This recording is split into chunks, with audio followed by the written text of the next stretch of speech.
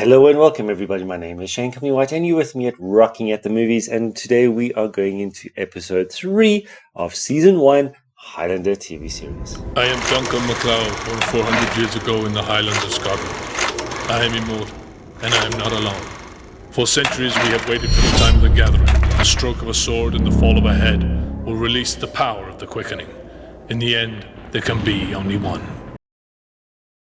I'm Duncan MacLeod of the Clan MacLeod, born 400 years ago in the... Well, no, not really. That was a TV show called Highlander.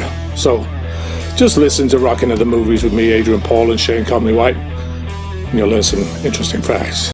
Right, in today's episode, which is called The Road Not Taken, we're going to be going into a little bit of a breakdown of multiple different characters, because there's going to be 3 different people who are affected by this particular episode, or in this particular episode.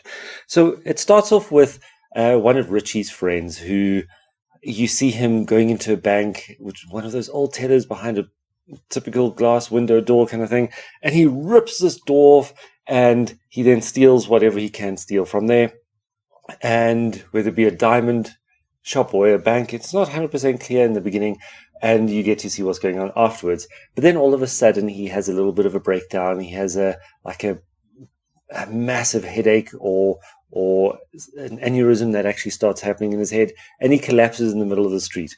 The thing that I found funny about that, not that itself, were the police. When the police rocked up on the edge of the pavement there, the stance that they had, kneeling down on one knee and pulling out these revolvers, and it was actually so funny just to watch how the movement was.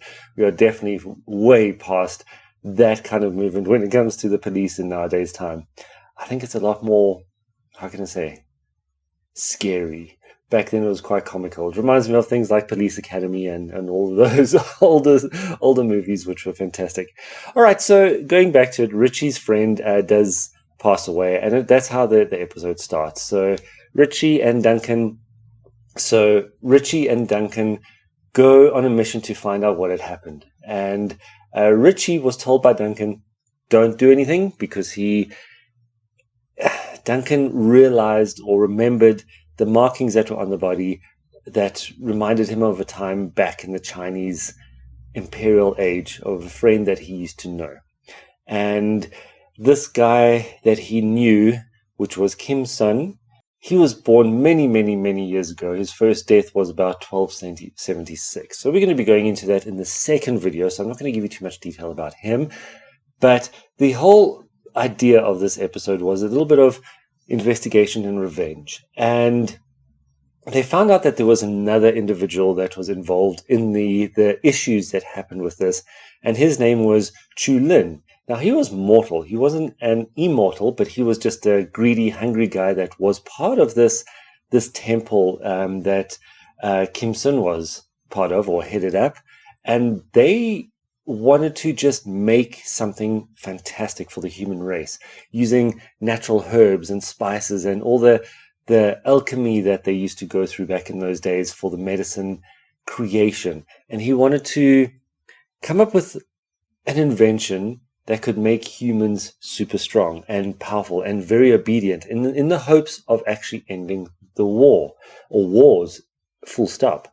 So Kim Sun had his mission, but it got twisted. And then if you start realizing why that actually happened, I'll explain it more in the second video at the end of this week, but it's mainly about his own self-preservation. So we'll get into that a little bit later. However, Chu Lin decided he doesn't want to live in poverty anymore and in almost like a monk in a monastery and stay hidden from the world. He wants to make his fortune. He wants to get money. He wants to become rich. And so he stole this antidote, or this tea or herbs that was created and perfected, or hopefully perfected, over many, many years. Unfortunately, it wasn't perfected. It causes damage. It kills the people. And that is why Duncan went on a little bit of a hunt to see who was behind all of this. And it turns out that it was his friend that he knew from many, many, many years ago, which was Kim Sun. So the whole story revolves around that. And obviously, the one thing that always stands out when it comes to Duncan, and you're going to hear me say this all the time is his honor. His honor and his promise. If he promises something, he stands by it. And he's honorable. He'll always do what is right, or what he believes is the right thing to do. And he'll also always try to protect those around him, his friends and his family, in the best possible way that he can. But, you know, I'm going to ask a question at the end of this video, and I'd like your comments on that as well. You can just drop them down in the comment box below. So it turns out that Duncan realizes that it is his friend, and then there's a little bit of a battle that happens, and a warning comes from Duncan itself again. So I'm going to encourage you to go watch this, because this one goes back in time a little bit, and it's quite interesting to see how they do actually go back. And when I had the interview with Duncan, he says the first season, they really didn't have a lot of, how can I say, flashbacks or going back in the different periods or period pieces that he was talking about, just because of budgets. But throughout the rest of the seasons, you'll notice that it becomes more and more and more evident that there's a lot more budget and a lot more flashbacks and a lot more historical dealings of what had happened in different eras. So this was one of the starts. And it's quite interesting to see how they started to grow and improve throughout the different episodes and different series. So before I do end off, the question is, do you believe that the honor and discipline that Duncan has is something that we as this era should still strive to have? I believe so. I believe we are lacking that. People nowadays don't have this respect, have this discipline, and have this drive to do something right.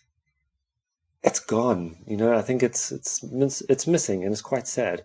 What are your thoughts? Do you think that we should strive to get back to that kind of mentality, that kind of level of respect and discipline?